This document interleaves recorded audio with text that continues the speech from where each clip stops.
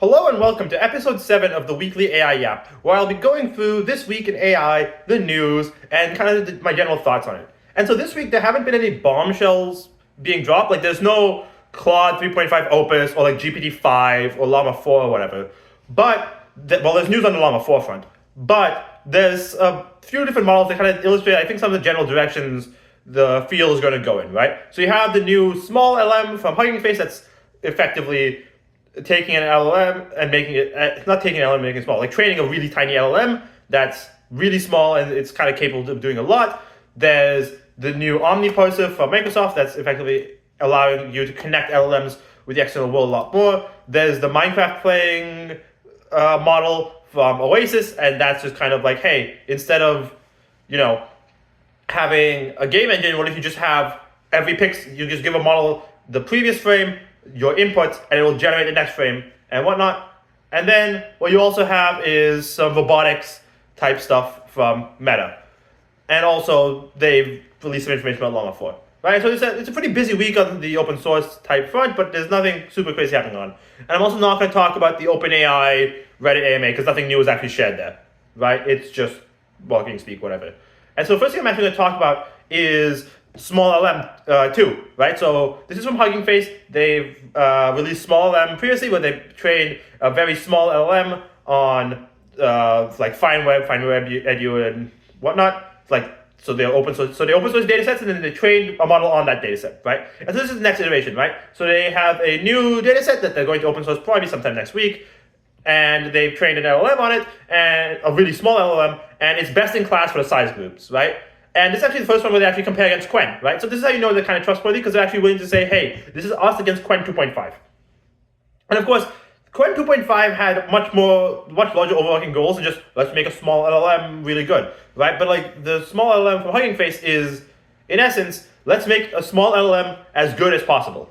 And this is the best LLM at these scales, right? Like this is the world's best, like 120-ish million parameter model. So not billion. This isn't a 120 billion. This is a 120 million parameter model. This model is a 1,000x smaller than something like Commander Plus, right? So you have it effectively. It will run like 1,000x faster. Not exactly, because you have attention matrices and whatnot, but it's like it'll run way faster, right? And so you have, and these are also best in class. Like I believe the small M2 1.7b is like on par with Quen 2.5b. Right? So you effectively just shaved off 800 million parameters, so you have more performance here, right? And they're kind of doing a bunch of research on, like doing this on like how do we optimize it, and they're basically showing that, so if you go back to the original Chinchilla paper, OpenAI showed that it's actually better to extend the width of a model rather than depth, at least at the scales they were doing, right? Because Chinchilla was a 70B model, right? Of course, nowadays our like 2B models are like on par or better, but like, this was pretty old, right? And they open sourced the research, and it was all pretty good, right? So like 7, and so they're like, hey, at that scale, make it wider, not deeper. Whereas what Hugging Face is fighting here is that you rather want to make small models deeper, not wider, right? Because what they're finding is giving the models more iterations to work on something, even if each iteration is not as big, is better than just making it wider, at least these small scales.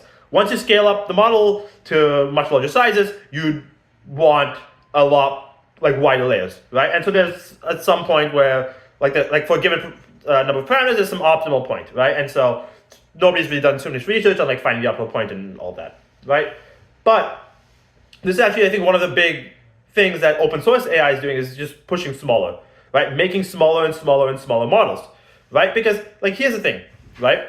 When you have these really big models, they're actually really expensive to train, right? Like I understand that if you have a given amount of compute, it's actually more compute efficient to make a larger and larger model. However, it's a lot less efficient to do any of the post-training stuff, right? It's a lot harder to do like small experiments on those models, right? So you can't just be like, I'm going to train a model like with a very large model. You can't just be like, I'm going to train on 10 billion parameters, because that's a pretty expensive training job. Whereas with a smaller model, you can be like, I'm training this on 10 billion parameters. Let's go, right? Because you can train it on like 10 billion, not parameters, I should say tokens, 10 billion tokens. Right? And so now, effectively, if you're compute limited, you kind of have to make these smaller models. And with the smaller models, you're able to do a lot more stuff after the fact with them, right? And so I don't fully remember what license these Hugging Face models are, but if they allow commercial use, you can put these models in like a small embedded device and it will do really well. It will perform like really well. And it's actually really nice, really cool. And I think open source AI kind of has that benefit of, because there's so many people trying stuff, while they might not have compute, they're able to try a whole bunch of different stuff, right? Like you have open source AI from Hugging Face trying to make the best really small LLMs, right? You have open source AI from Meta trying to make really good large LLMs, right? And of course, large is, whatever. Like these are all like rough ballparks, because 120 million parameters is still really large when compared to some of the ML stuff from like 10 years ago, but this is small compared to some of the stuff we're doing now, right? And so we have these models that like open, and then you also have open source trying to do stuff in the image generation space, because in the image generation space, open source is just kind of winning. Like obviously you had Midjourney and DALL-E and whatnot, but like open source is just kind of popping off right now, right? Like it's just because people are able to try a bunch of different things. Because when Google wants to try something, right, that's usually like 1 or 2 researchers at Google, and Google only has a finite number of researchers. They may have infinite compute, but they have a finite number of researchers to try something. And when Google wants to release a model to allow people to use, kind of get wider usage feedback, they can't release so many models that it goes kind of insane, right? They have to release one at a time. And so they can't test it based on like feedback from like real users or whatnot. They have to test it internally to see, does it pass the vibe check? Whereas open source is just like, all right, release the model, because open source isn't one group, it's the entire world, right? The entire world is contributing to open source, right? And that's something that like OpenAI can't really access because they're closed, right? OpenAI is a closed company, right? Anthropic is a closed company. Google DeepMind is pseudo open, right? Like pseudo closed. Like they open source some stuff and not a bunch of others, right? But then now, like open source is kind of focused on increasing accessibility. And this is kind of what I was talking about last week, where the goal is to increase the accessibility of all of this stuff instead of just being like, hey, let's have it be not super accessible, not much of any of that. And speaking of increasing accessibility of all of this stuff, you also have Microsoft in the open source game, right? Like they may have a massive investment in OpenAI, but again, that relationship seems to be souring a little bit. And so, and Microsoft researchers have always done stuff in open source because the point of Microsoft research is, hey, go onto Azure, right? We're good at AI. Look at this. Our teams are making good models. Go onto Azure, right? And what they've done is they've released OmniParser, right? And so what OmniParser is it's a model where you give it like a screenshot of like like a computer, like of like a screen, right? Like a screenshot, and it will like tell you, hey, here's the buttons, here's the interactivity, and you can like feed that into a model, right? So you can give the model like, hey, can you do this for me? Like, hey, like something like, hey, can you find me where the like the page for like the refund policy of a company is, right? And that like computer use, like Claude computer use, but now you can do this with like any model theoretically. And I mean, you can do it with Claude, but like this just extends it to like any model, right? And so what you do is you basically just give it like, hey, here's all the buttons, here's all the stuff, and the model will be like, I would like to click on the frequently asked questions page. And then it will go click on the button, you take another screenshot, you feed that to the model, and the model is going to be like, frequently asked questions, refund policy. And then the refund policy, and then the model will tell you, right? Like you're effectively able to, this will effectively help you connect the model to like a computer to use the computer, right? And like obviously this is really cool, really amazing, and it allows you to do a lot more stuff. And the fact that it's open source is great, right? Because what I think what most of the open source people want is for people to build on top of their stuff, right? Because if Microsoft offers a hosted version of something like this on Azure, if people in open source build on top of like OmniParser, what Microsoft's able to do is just incorporate those improvements into Azure, and the Azure is a better platform, and people can just use it, and it's good for them, right? And it's kind of what Meta's done, where the entire open source LLM space is building on top of Llama, right? Like, if it's not in the Llama architecture, it's incredibly hard to run, right? Like Gemma, the only reason Gemma is like able to like be like run at all because because it's Google. If this was some random company releasing it, no Gemma, none of that for you. But because Google releases it, people are like, oh, let's take this seriously, let's try to get it to run, and Gemma's a really good model, and it's great. I don't know how many models died because they weren't Llama-fiable, right? Like, all of these companies doing open source is wanting people to build on top of them, right? Like, they want themselves to be the core of open source, right? Like, in this, like, image recognition parsing game, like, it's not, like, there's really no winner, right? There's obviously YOLO. YOLO's kind of standard, and OmniParser is YOLO-type model. But, like, it's like everybody's trying to get people to build on top of them, right? Like Google's trying to get people to build on top of Gemma, because if people build on top of Gemma, then what they're able to do is incorporate those improvements into Gemini, right? Because it's a very similar type of architecture, except Gemini is a mixture of experts, probably early fusion, a bunch of other stuff like that. But like, in essence, like improvements to the base model of Gemma could help in Gemini, right? because Gemma has a special attention scheme and all that. What you also have, right, is you have like a bunch of different like spaces that people are trying to do stuff in, right? Because if you look at the image generation space, it's actually, I think, some of the stuff looking at image generation space, which is that every single image generation model is like a brand new architecture, right? Like if you look at stable diffusion, like 2 versus 3 versus whatever, it's like a brand new architecture. They're like attempting to create like a new architecture every time. And I'm gonna be real, I think the image generation space is like probably where a whole bunch of the actual innovative stuff is coming from. Because in the LLM space, people are trying stuff and it's like, oh, scale is just beating us again. Like, oh, let's just train a trillion parameter model, it's gonna work better. Whereas in the image generation space, because you don't have to be perfect, right? Because with the LLM space, like, you kind of have to achieve perfection to get any better, right? Because right now the model's like 99%. Let's say the model's at 90% good right now. In order to get it like twice as good, you get to 99%. So it's like 10 times as much effort for twice as good. Whereas with the image generation space, you only have to get to like 95%. And so if the model's at like 90% now, it's actually not that much extra effort to go from 98 to like 94%, right? And so it's like, because the standards are lower, right? And obviously there's pixel peeping and all of that, right? But like, people are able to try different architectures, and eventually, once you try enough architectures, one of them will like break through, right? And this is kind of what happened with diffusion transformers and all of that. And I think we are kind of seeing just kind of like different places that aren't LLMs and just having energy there, right? Because like LLMs, like, yes, have they sucked the air out of the room of everything else? Yes. But I think having many more different types of models and all of that, it's like able to have like more creativity there. Right? Because prior to the LLM explosion of like funding and all of that, what people had to do is the general AI space is like pretty constrained, right? Like really the only people who were doing AI research was like Google and Meta, right? And obviously there's other groups, but like those are the people who actually had compute. Now what you have is you have companies just buying up compute, like hungry hippos, just I need H100s, I need H100s, I need H100s.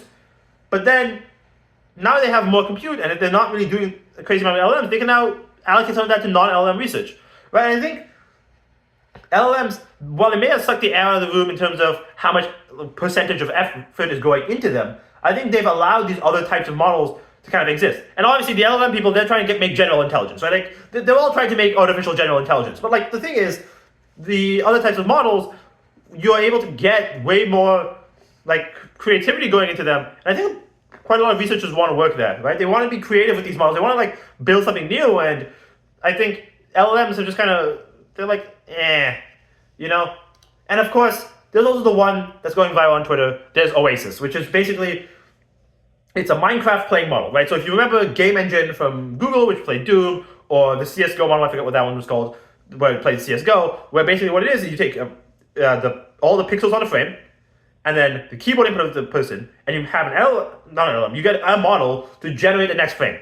And that's it. It will, effectively, it's the model generating the next frame, like, consecutively. And so it's like no game engine, it's just the model.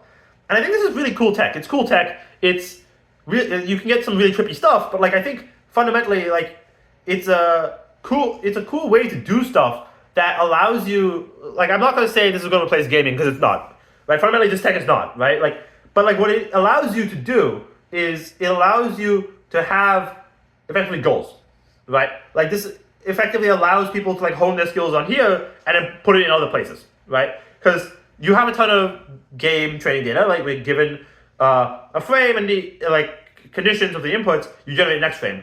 Well, what if you do this for like protein simulations in the human body, right? Where maybe you make this more data efficient until the point where, given the limited amount of data we have on proteins in the human body, you can just be like, hey, I'm going to insert this protein in the body, and we'll see if this will like cure the disease. So you give it the proteins, like the map of all the proteins in there, plus like the conditions of like here's the body temperature, all of that, and it'll like go and it'll like tell you here's the next time step, here's the next time step, here's the next time step, and you like it'll do that, and then you like run a few of these because this is not deterministic, because of course it isn't, and then you effectively have like simulation for what will the impacts of this protein be in the human body. And so then you can do some like computerized like molecular search on like, hey, here's all the different molecules that we could try, right? Like, so if you compare this to AlphaFold, what AlphaFold really does is it doesn't simulate the vast majority of molecules, right? It's like, here's one molecule, we will simulate it very well.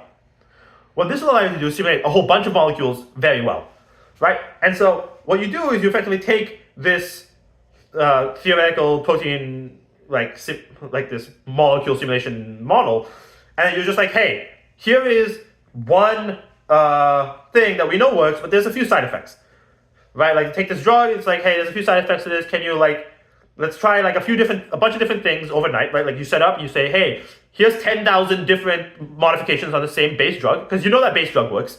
And then you're like, hey, let's go through, let's see if we can reduce the side effects and maybe even increase the effectiveness of the drug, right?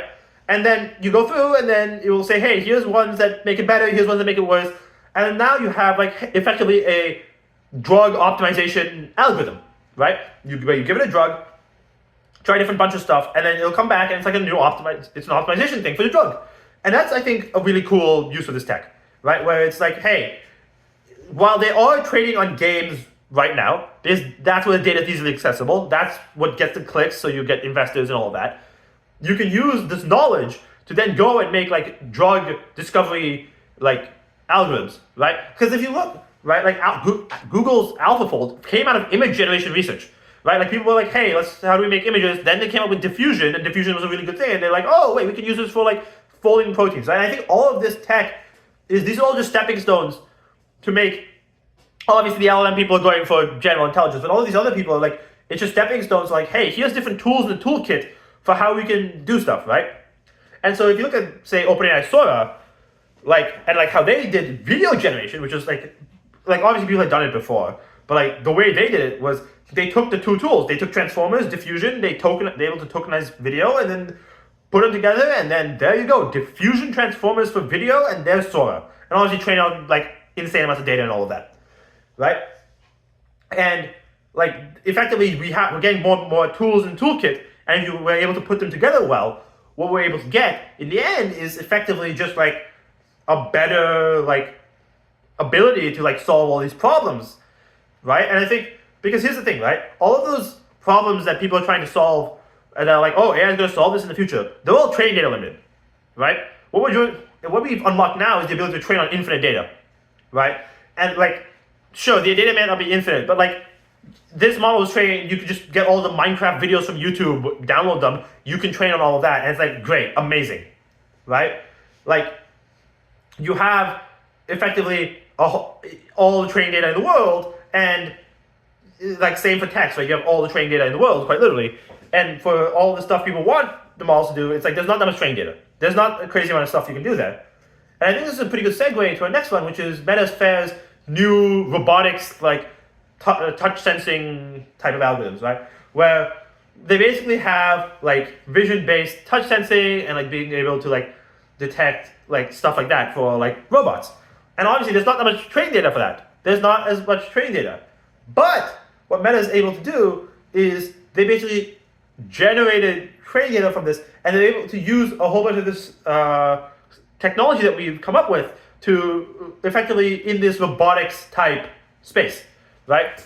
Like, I believe they're using JEPA here, right? Like the research into JEPA, right? Because here's the thing, JEPA is just a brand new type of algorithm. Like it's like a given like a bunch of world information and your goal, and like you do a bunch of stuff. I don't fully understand JEPA, right? I need to actually look into JEPA a little bit more.